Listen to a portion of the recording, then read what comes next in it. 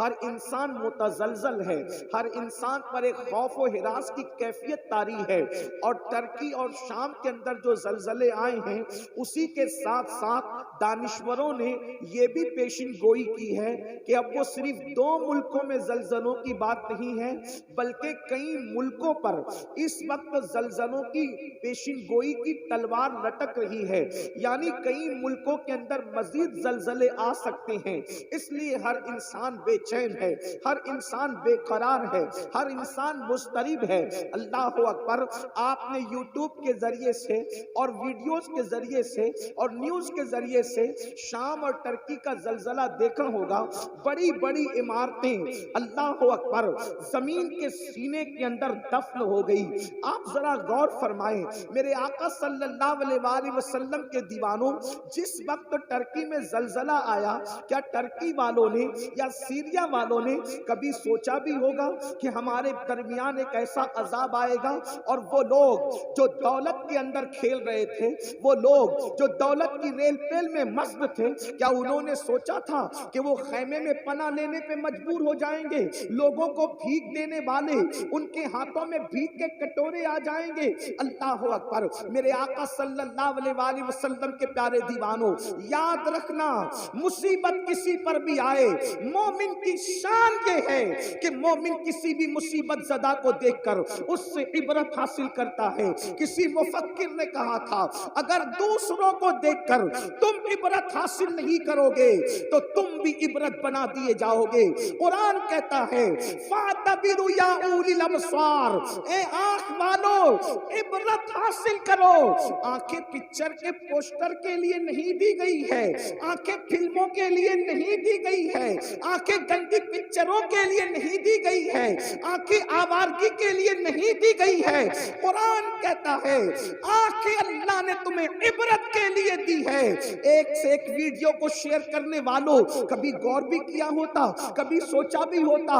اللہ، ترکی اور سیریا کے اندر جو زلزلے آئے ہیں انہوں نے کبھی سوچا ہوگا ان کے کتنے خوبصورت مکانات ہیں، ان کے کتنے اونچے اونچے مکانات ہیں، ان کے کتنے اچھے اچھے مکانات ہیں، لیکن دیکھ لو سرد موسم کے اندر اب خیموں میں پناہ لینے پر مجبور ہے۔ اللہ اکبر! میں یہ نہیں کہتا جن پر مصیبت آئی ہے وہ سب پاپی ہے، یہ نہیں کہتا جن پر تکلیف آئی وہ سب مجرم ہے، لیکن یاد رکھنا یہ بات آپ بھی کہتے ہو، عام بول چال میں ہم بھی کہتے ہیں، ہمارے علماء بھی کہتے ہوں گے کہ گیہوں کے برابر گھن بھی پسے جاتے ہیں۔ اللہ اکبر! اب آئیے زلزلے کیوں آتے ہیں، زلزلے آنے کی وجہ کیا ہے؟ اگر ہم نے اس پر نظر نہیں کی تو اللہ نہ کرے جتنی سخت مصیبت میں وہ گرفتار ہے اس سے بڑی مصیبت ہم پر بھی آ سکتی ہے۔ میرے آقا صلی اللہ علیہ وآلہ وسلم کے دیوانوں، زلزلے آنے کی 2 وجوہات بتائی جاتی ہے۔ ایک تو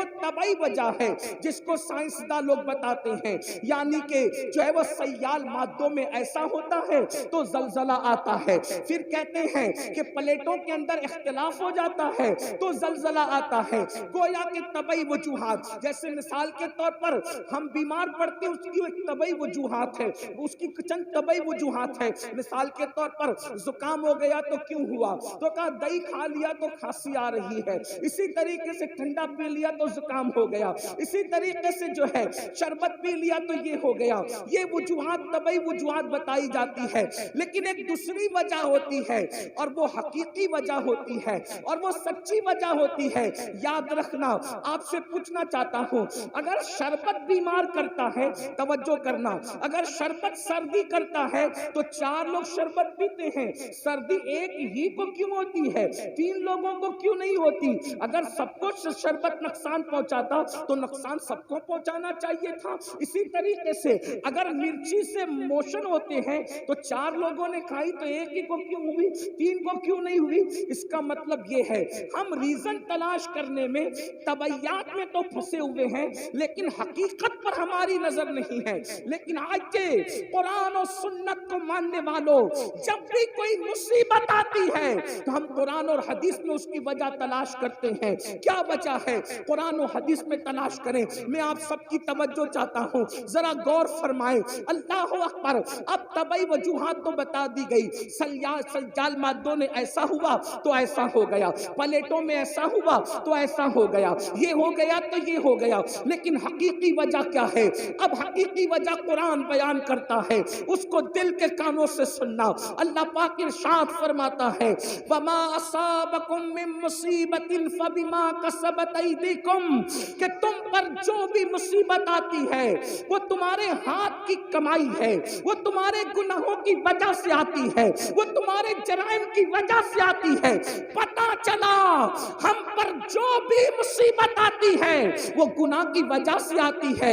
اس آیہ کریمہ کی تفسیر میں مفسرین لکھتے ہیں کہ اگر مومن کو کانٹا بھی چبھتا ہے اس کے گناہ کی وجہ سے چبھتا ہے، مومن کو ٹھوکر بھی لگتی ہے اس کے گناہ کی وجہ سے لگتی ہے۔ پتہ چلا اگر مسلمان گناہ کرنا چھوڑ دے تو وہ اتنا سیف ہو جائے گا کہ اس کو کبھی ٹھوکر بھی نہیں لگ سکتی۔ زلزلے آنا تو دور کی بات ہے، گناہ چھوڑتے چلے جاؤ، عیش کی زندگی گزارتے چلے جاؤ، راحت کی زندگی گزارتے چلے جاؤ، آرام کی زندگی گزارتے چلے جاؤ۔ حیرت کی بات یہ ہے آرام کی زندگی سب چاہتے ہیں، راحت کی زندگی سب چاہتے ہیں، سکون کی زندگی سب چاہتے ہیں، آرام کی زندگی سب چاہتے ہیں، قرار کی زندگی سب چاہتے ہیں، لیکن گناہ کوئی چھوڑنا نہیں چاہتا۔ اللہ اکبر، بڑی معذرت کے ساتھ میں یہ نہیں کہتا کون کیا کرتا ہے، لیکن ہر انسان اپنے آپ میں ڈوب کر سوچے۔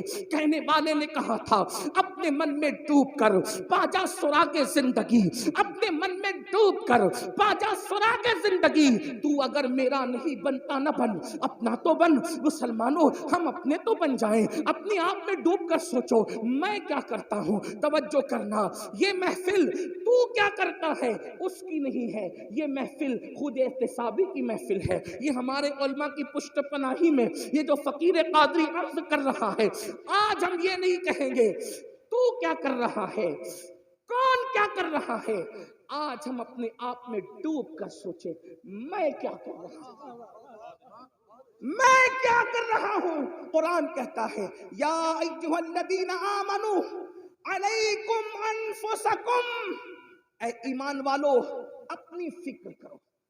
آج مسلمان کے اندر یہ بیماری پیدا ہو گئی، تو کیا کر رہا ہے، وہ کیا کر رہا ہے، کون کیا کر رہا ہے۔ اس لیے ہر آدمی دوسرے کو مجرم ٹھہراتا ہے، خود احتسابی نہیں۔ ہمارے بزرگوں میں کیا طریقہ تھا، میں کیا کر رہا۔ ایک مرتبہ سلطان العارفین حضرت بایزید بسطامی کے دور میں بارش بند ہو گئی، بارش بند ہو گئی۔ لوگوں نے کہا بارش بند ہو گئی، چلو سلطان العارفین بایزید کے پاس۔ یہ بایزید کون؟ سید الطائفہ، طاؤس العلماء۔ حضرت جنید بغدادی فرماتے ہیں جو مرتبہ فرشتوں میں جبریل امین کا ہے، وہ ولیوں کی کائنات میں اللہ نے سید السلطان العارفین حضرت بایزید بسطامی کو مقام عطا فرمایا۔ جیسے فرشتوں میں جبریل ویسے ولیوں میں بایزید بسطامی۔ یہ بات جنید بغدادی نے اس وقت کہی، ابھی سرکار غوث پاک کی آمد نہیں ہوئی تھی، ان کی آمد سے پہلے یہ بات کہی گئی۔